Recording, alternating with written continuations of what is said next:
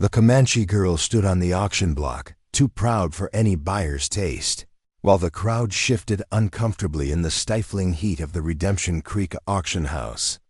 Sweat pooled beneath Dutch Vanderberg's collar as he dabbed his face with a stained handkerchief. The woman's dark eyes held fire that made grown men look away. "Come now, gentlemen." Dutch's voice cracked like old leather. "Surely someone will take this spirited worker."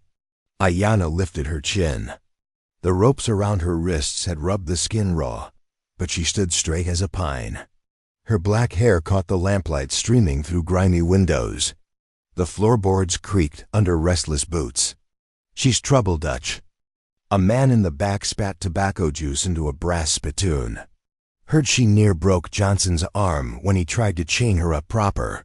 The auctioneer's face flushed red above his thin mustache. Cigar smoke hung thick between the wooden beams. Men clutched their hats and avoided looking directly at the woman who refused to bow her head. "She's got fight in her." Dutch's voice climbed higher. "Good for heavy labor, kitchen work, whatever needs doing." Silence stretched like a taut rope. No hands rose. No voices called out bids. The woman on the block might as well have been carved from stone, except for the slight rise and fall of her chest. Her calico dress was torn at the shoulder, but she wore it with more dignity than most men wore their Sunday suits. A child coughed somewhere in the crowd. Boots shuffled against sawdust. Dutch's desperation leaked from every pore. The saloon. Doors exploded inward. A shadow filled the doorway, blotting out the afternoon sun. Goliath McCready stepped inside, his weathered duster sweeping the floor. 7 feet of weathered muscle and mixed blood heritage. The crowd parted without being asked. His eyes found Ayanna's across the smoky room. Something passed between them, quick as lightning, silent as prayer. She straightened further, sensing either salvation or fresh danger. Dutch forced a smile that fooled no one. "Well, well. The giant speaks. You interested in making a bid, McCready?" Gil moved forward with deliberate steps. Each footfall echoed in the sudden quiet. His hand rested loose at his side, near the worn grip of his Colt. The floorboards groaned under his weight. "I got a different proposition, Dutch." The auctioneer's laugh sounded like breaking glass. "That's not how business works, friend. How about you let the lady go, and we call it even?" Men pressed back against the walls. The air grew thick as molasses. Dutch's eyes darted toward the back exit, but 2 of his men blocked the way, hands hovering near their guns. "Now see here, McCready." Dutch's voice shook. "This is a legal proceeding. Got papers and everything." Gil's gaze never left the woman on the block. Her eyes held questions, but also something that might have been hope. The lamplight flickered across her face, revealing high cheekbones and a mouth set in a hard line. "Legal don't make it right. You threatening me, giant?" The question hung in the air like smoke. Gil's massive frame filled the center of the room.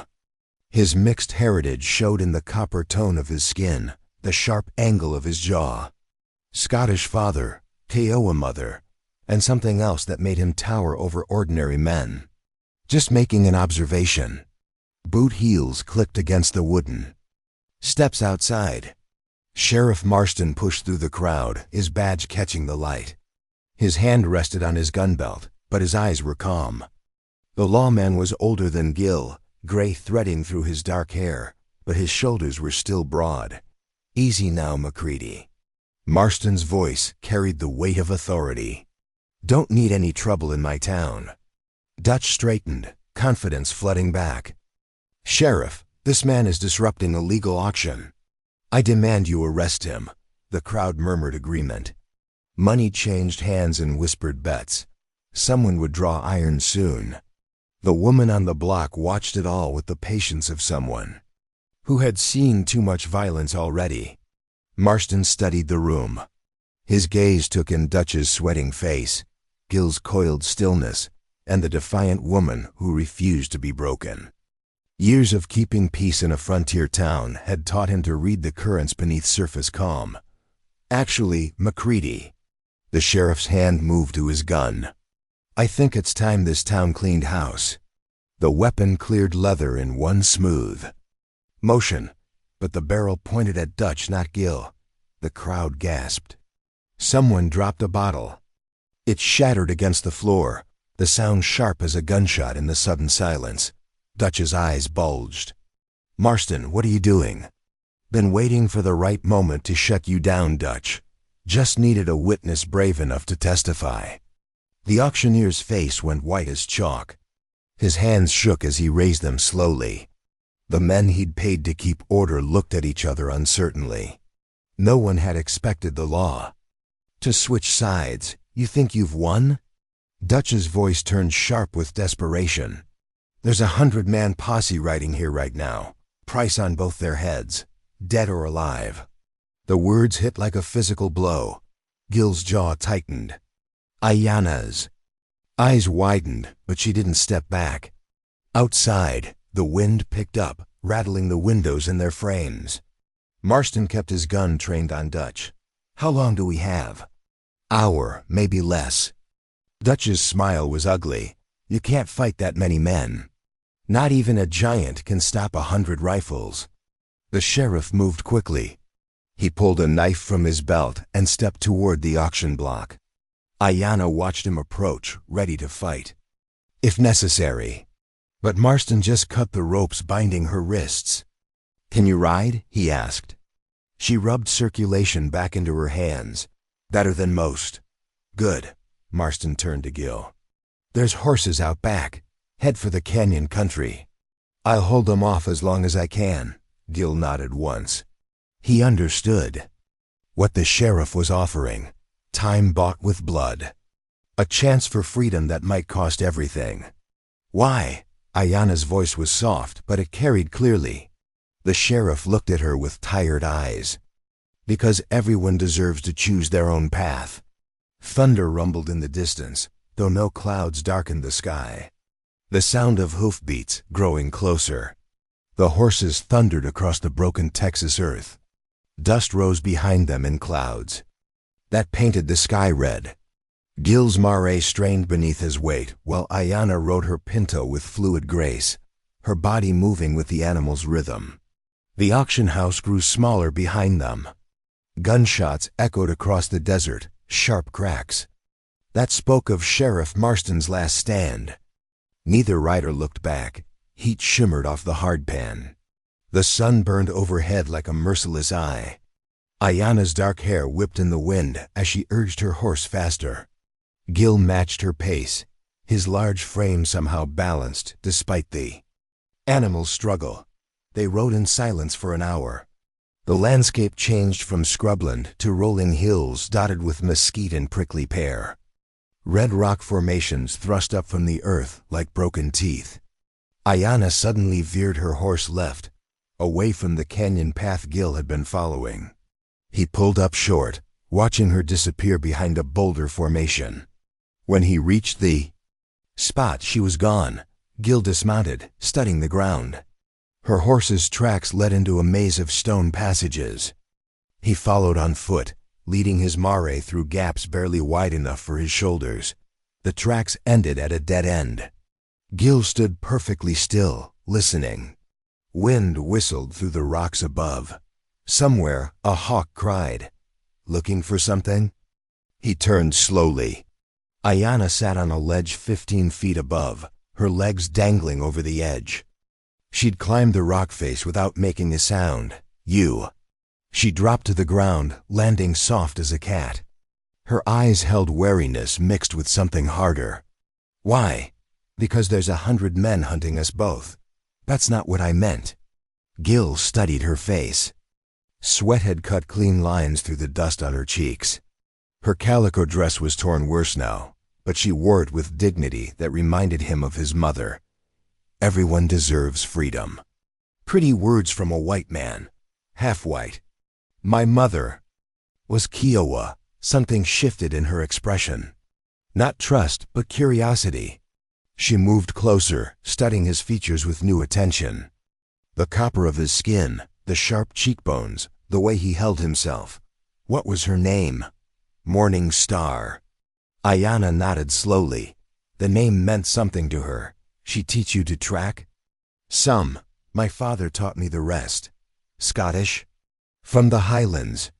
Big man, even for his people. They remounted and rode deeper into the canyon country. The walls rose higher around them, carved smooth by ancient waters. Their horses' hooves echoed off stone. The sun began its descent toward the western rim. Shadows stretched long across the desert floor. Gil found a sheltered alcove where they could rest the horses and remain hidden. He gathered dried mesquite while Ayanna found a seep of water trickling from the rock face. They worked without speaking, each aware of the other's movements. The fire burned low between them. Stars appeared in the strip of sky visible between canyon walls. Ayanna sat cross-legged, her hands folded in her lap. In my tribe, I was too wild. Her voice was quiet. In the white world, I am too savage. Where does someone like me belong? Gil poked the fire with a stick. Sparks drifted upward into the darkness.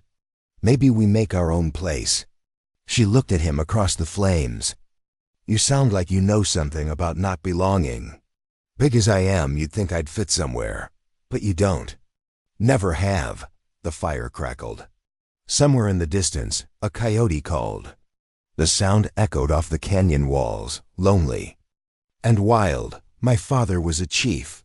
Ayanna's voice carried old pain. Running Bear, he tried to keep our people together when the soldiers came. I was his daughter, but I couldn't sit quiet while our land was stolen. What did you do? Fought, rode with the warriors. Became someone they could put a price on, Gil understood. He'd seen enough wanted posters to know how the law worked for people who looked like them. That's how you ended up at Dutch's auction. 3 weeks ago, they came at dawn. She stared into the flames, killed my horse, killed my friends. Took me alive because I was worth more breathing. The fire burned lower. Gil added another stick, sending up fresh sparks. I'm sorry. Don't be. I'm still here. They sat in comfortable silence. The canyon walls held the warmth of the day, while the desert beyond grew cold. Gil's horse stamped and snorted, nervous about something. They're close, Ayanna said. Gil listened. Hoofbeats echoed faintly from the canyon mouth. Too many to count. Moving slow, tracking carefully. We need to move. Not yet.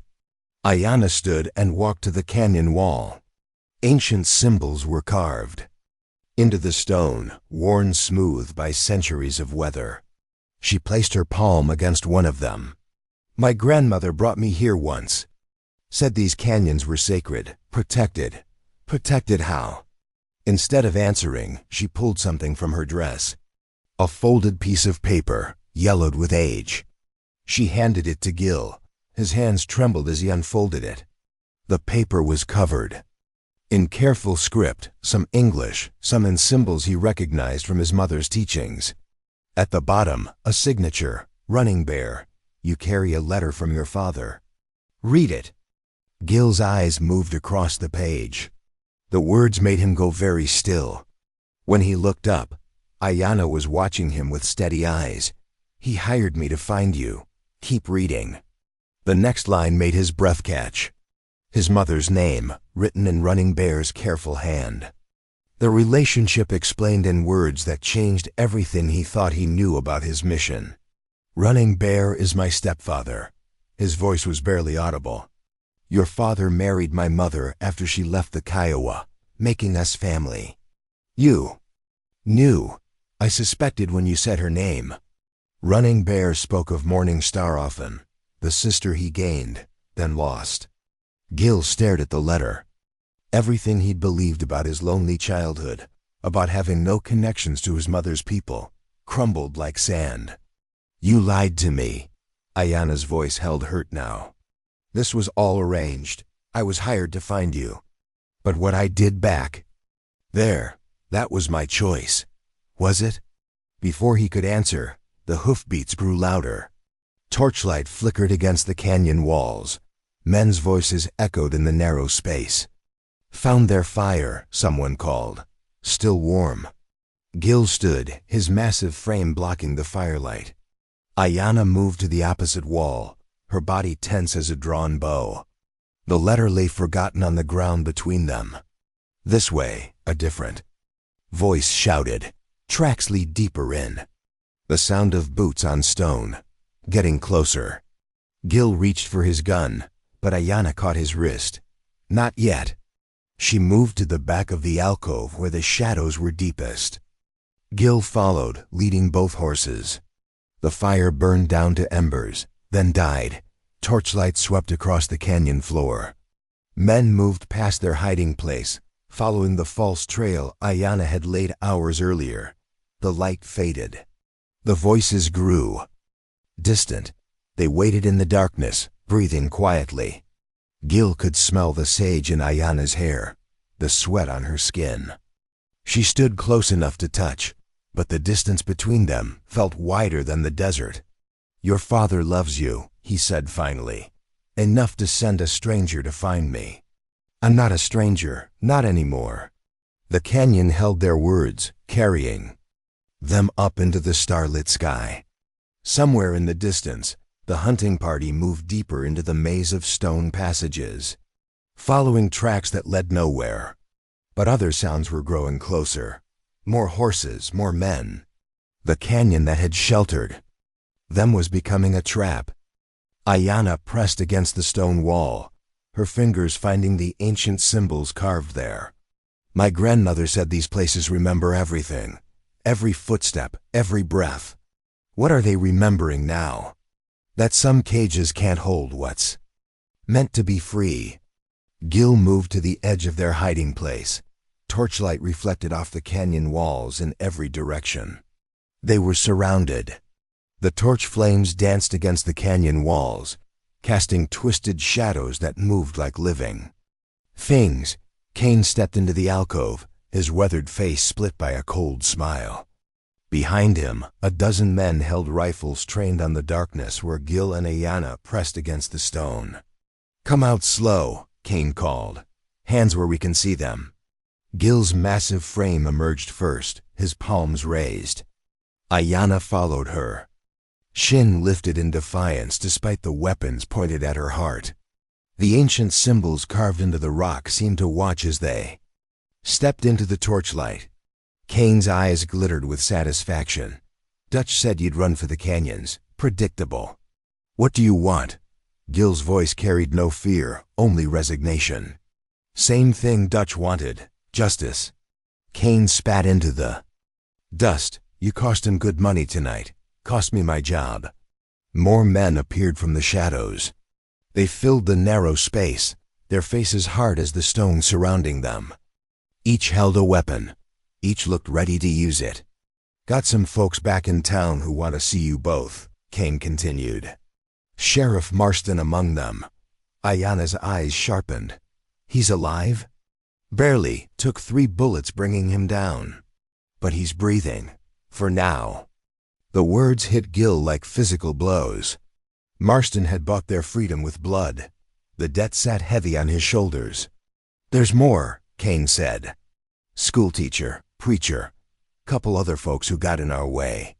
All tied up nice and neat, waiting for you to come home. Gil's hands clenched into fists. The motion was small, but Kane noticed.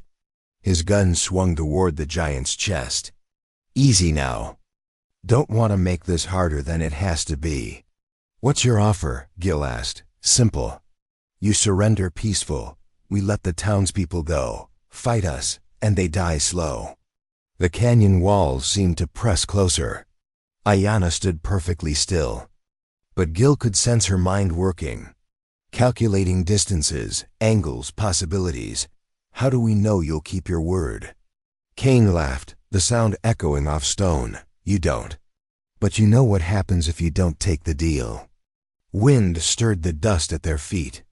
The torches flickered but held steady.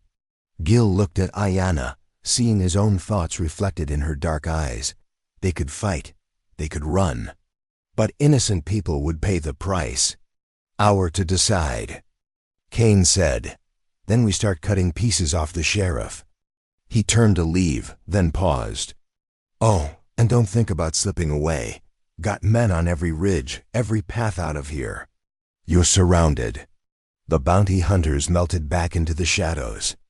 Only their watchful eyes remained, glinting in the darkness beyond the torchlight. Gil and Ayanna stood in the center of the alcove, the weight of impossible choices pressing down on them. The ancient symbols seemed to pulse in the flickering light. In my tribe, we say the strength of the wolf is in the pack, Ayanna said quietly. Then let's give them a pack to worry about. She moved to the back wall, her fingers tracing the carved symbols. My grandmother told me stories about this place. Warriors came here when they were outnumbered. When death seemed certain, what did they do? They became the canyon. Gil watched her press her palm against the largest symbol. The stone felt warm under her touch, as if it held the heat of ancient fires. The old ones knew every passage, every hidden way. They became part of the rock itself. You know the passages? Some, enough. Gil studied the walls around them. What had seemed like solid stone now revealed hairline cracks, shadows that might be openings. The canyon held secrets older than memory. They'll be watching for us to run. We're not running. Ayanna moved to where their gear lay scattered. She picked up a coil of rope, tested its strength. They expect us to think like prey. Cornered animals looking for escape. What do we think like instead? Hunters. Gil began to understand. The canyon wasn't a trap. It was a weapon. Every echo, every shadow, every stone could be turned against their pursuers. How many men does Kane have? 15, maybe 20. But they don't know this place. They're carrying torches, making noise, following the easy paths. While we move through the dark, through the stone itself. They worked quickly, gathering what they needed. Gil's size would make some passages impossible, but his strength could create new ones. Ayanna's knowledge of the ancient ways would guide them through the maze. The wind picked up, carrying the scent of rain from distant clouds. The torches guttered and flared. Somewhere in the darkness, a man coughed. They're getting restless, Gil observed. Good. Restless men make mistakes. Ayanna led him to a crack in the back wall barely wider than her body. She slipped through like water, disappearing into the stone. Gil followed, his massive frame scraping against the rock. The passage opened into a chamber lit by starlight filtering through cracks overhead. Ancient drawings covered the walls, telling stories of hunts and battles fought in this same place centuries ago. The old warriors left maps, Ayanna said, pointing to symbols that traced paths through the rock, ways to move unseen, places where the stone remembers their footsteps. Gil studied the drawings. They showed the canyon system from above, revealing connections invisible from ground level, secret ways that turned the maze into a hunting ground. Kane's men will be watching the main passages. Let them watch. We'll use the ones they can't see. They moved deeper into the hidden network. The passages wound through solid rock, sometimes opening into chambers, sometimes narrowing to gaps that scraped skin from bone. Gil's breathing echoed in the confined spaces. In a chamber beneath the canyon floor, they found what Ayanna had been seeking, a cache left by ancient warriors. Stone tools, dried food, materials for fire arrows that could be lit and launched from hidden positions. Your people knew this day would come, Gil said. Every generation faces the same choice, submit or fight. They prepared their weapons in silence. The stone tools felt alive in their hands, shaped by warriors who had faced impossible odds and chosen to stand. The weight of history pressed down on them. Above, they could hear Kane's men moving through the main passages, boots on stone. Voices calling out coordinates. The systematic search of predators confident in their numbers. They think we're still in the alcove, Ayanna whispered. How long before they realize we're gone? Not long, but long enough. Gil checked his gun, then picked up one of the ancient spears. The stone point was sharp as steel, balanced perfectly for throwing. What's the plan? We divide them. Turn their numbers against them. Make them afraid of every shadow. And the innocent people? We save them by winning. The chamber fell silent except for the sound of their breathing. Above, the search continued. Men called out to each other, their voices growing more frustrated as they found empty passages and cold fire circles. Time to go, Ayanna said. She led him up through a shaft that opened onto a ledge overlooking the main canyon. Below, torchlight moved through the passages they had abandoned. Kane's voice echoed off the walls, sharp with anger. They're gone. Fan out. Check every crack, every hole. Gil knocked an arrow and drew the bowstring. The ancient weapon felt natural in his hands, as if his mother's blood remembered how to use it. Which one first? The one who threatens the innocent? Kane stood in the center of the canyon floor, his torch held high. The perfect target. But killing him wouldn't save Sheriff Marston or the other hostages. We need him alive, Gil said. For now. Ayanna fitted her own arrow to the bow. Her hands moved with practiced skill, muscle memory passed down through generations of warriors. The canyon walls seemed to lean in, eager to witness what came next. The hunt was about to begin. The ancient arrows flew silent through the canyon. Darkness. One found the torch nearest Kane, sending sparks cascading into the dust. Another struck the weapon from a bounty hunter's grip. The man cursed and stumbled backward into his companions. They're above us, Kane shouted, his voice echoing off stone walls. On the ledges. Gil and Ayanna moved through the hidden passages with the fluid grace of shadows. The canyon became their ally, every crack and crevice a doorway to strike and vanish.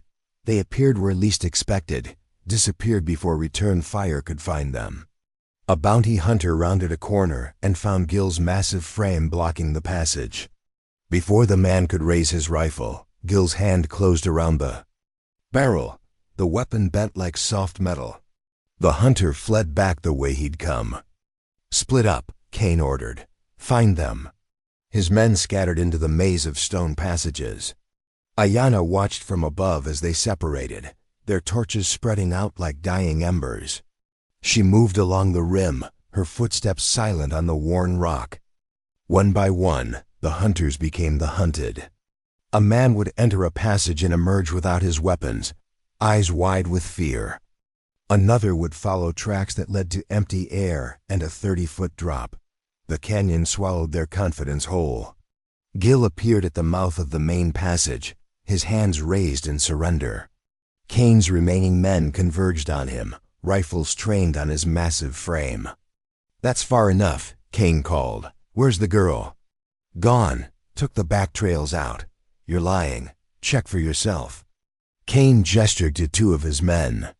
They moved cautiously into the passages where Ayanna had been seen last. Their torchlight probed every shadow, every crack in the stone. They found nothing. She left you behind, Kane said. Smart girl. Or maybe she's watching. Maybe she cares what happens to you. Gil's face remained impassive, but his eyes tracked the movements of Kane's men, counting positions, measuring distances. Here's what's going to happen, Kane continued. You're coming back to town. Going to watch while I put bullets in every person who helped you tonight. Starting with Sheriff Marston. Starting with him. The words hung in the air between them. Gil stood perfectly still, his massive frame outlined against the star-filled sky.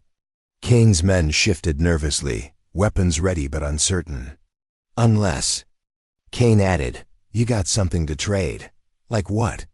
Information. About the railroad money Dutch had hidden, about the other operations he was running. Gil's expression didn't change, but something shifted in his posture, a subtle tension that spoke of internal struggle. I don't know about any money. Dutch says different. Says, you've been tracking his operation for months. Says you know where everything is. Dutch says a lot of things. Kane moved closer, his gun steady. Last chance. Tell me what you know, or innocent people die. The canyon held its breath. Wind stirred the dust at their feet. Somewhere in the darkness, a stone clattered down a slope. You can keep running Dutch's errands, Gil said quietly. Or you can ride away and start over. What's it going to be? Kane's eyes narrowed. What? You heard me. This ends here. No more chasing shadows. No more taking orders from a man who'd sell his own mother for the right price. You're in no position to make deals. Look around, Kane. Half your men are gone. The other half are jumping at shadows. How long you think you can hold this together? The bounty hunter's confidence wavered. He glanced at his remaining men, seeing doubt in their faces. They'd signed up to catch 2 fugitives, not wage war in a haunted canyon. I got a job to finish. Job's finished. Question is what you do next. Kane's finger tightened on the trigger. But before he could fire, Ayana's voice echoed from the canyon walls. Sheriff Marston is free. The words came from everywhere and nowhere. Kane spun around, trying to locate the source. His men raised their weapons, aiming at shadows. The others too, Ayana continued. Your leverage is gone. Gil smiled for the first time all night. Like I said, smart girl. Kane's face went white. Without hostages, his position crumbled. He was outnumbered by 2 people who knew every stone. In this canyon, you're bluffing. Am I? A new voice joined the conversation. Sheriff Marston stepped into the torchlight, his shirt torn and bloodied, but his gun steady. Behind him came the schoolteacher and the preacher, faces grim but determined. It's over, Kane, Marston said. Drop your weapons. The bounty hunters. Men looked at each other uncertainly. They were outnumbered now, trapped in a canyon they didn't understand by people who had nothing left to lose. One by one, they lowered their rifles. Kane stood alone in the circle of torchlight, his gun still. Trained on Gil. This ain't over. Yes, it is. The voice came from Ayana as she dropped from the canyon wall, landing silent as a cat behind Kane. Her presence was felt rather than seen, but it was enough. Kane's shoulders sagged. He looked around at the faces surrounding him, seeing no sympathy, no fear. Only the patient resolve of people who had chosen their side. He let his weapon fall to the dust. The canyon released its held breath. Stars wheeled overhead in their ancient patterns. The wind carried the scent of rain from distant storms. Sheriff Marston stepped forward, collecting the abandoned weapons. Kane, you're under arrest. Your men too, if they want to make trouble. We're done, one of the bounty hunters said. Just want to ride out of here. Then ride, don't come back. They mounted their horses and disappeared into the darkness, leaving behind only the sound of hoofbeats fading into distance. Gil and Ayana stood together in the center of the canyon, the space between them charged with unspoken understanding. The ancient symbols carved into the walls seemed to glow in the torchlight. You could have left me, Gil said. Could have. Didn't. Why? Because family doesn't abandon family. The words settled between them with the weight of truth. Gil pulled the letter from his pocket, the paper creased from his handling. Your father will be worried. Then we should go see him. They walked together toward the canyon mouth, where the desert stretched endless under starlight. Behind them, Sheriff Marston secured the last of the prisoners. The crisis was over, but the world had changed. At the border between canyon and desert, Gil stopped. I could come with you. Meet Running Bear properly. You could. Or I could keep doing what I've been doing. Helping people who need it. Ayana studied his face in the starlight. The choice is yours. What would you do? I'd remember that being too big for their world means you're meant to build bridges between them. Gil nodded slowly. The wisdom in her words resonated with something deep in his chest, a truth his mother had tried to teach him years ago. They embraced briefly, two people who had found belonging not by fitting into existing spaces, but by creating new ones. When they separated, both carried the strength of family in their hearts. Ayana mounted her horse and rode toward the horizon where her father waited. Gil watched until she disappeared into the darkness, then turned back toward the town that needed rebuilding. The canyon kept its secrets, but the desert remembered everything. Wind and star, stone and sky, all bearing witness to the night. Two people too big for their world chose to make it bigger. And that is all to the story, for now. Please let me know where you are tuning in from. Perhaps we will create a story there. Consider liking this video and subscribing to our channel, and if you enjoy our content, click this video on your screen. I promise you, it's worth watching. See you tomorrow.